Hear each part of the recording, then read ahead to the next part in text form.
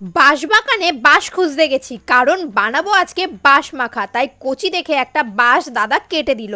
তারপরে এটাকে বাড়িতে নিয়ে চলে এসলাম। এবার চলো এটাকে মাখা করা যাক।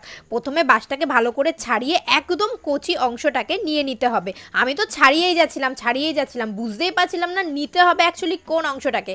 তারপরে বুঝতে পারলাম। এবার এই কচি অংশটাকে ভালো করে গ্রেটারের মাধ্যমে আমি গ্রেট করে নেব। আজকে শাউট আউটে ইন্ডিয়ান গার্ল আমাকে বলেছে, তোমার কথাগুলো যেমন সুন্দর তোমার রান্নাও তেমন সুন্দর।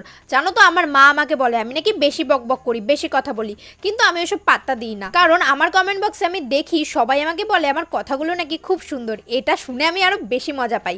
এবার মাখার জন্য যা যা লাগে, যেমন বেশি করে তেঁতুল, শুকনো লঙ্কা পোড়া, আর লবণ, চিনি, কাসুন্দি আর গন্ধরাজ লেবু পাতা। তারপরে ভালো করে মেখে রেডি হয়ে গেল আমাদের বাঁশ মাখা। এবার চলো খেয়ে দেখার পালা। বিশ্বাস করো, রিয়েল লাইফে কারোর থেকে বাঁশ খাওয়া আর এই বাঁশ খাওয়ার মধ্যে কোনো পার্থক্য নেই, দুটোই জঘন্য খেতে।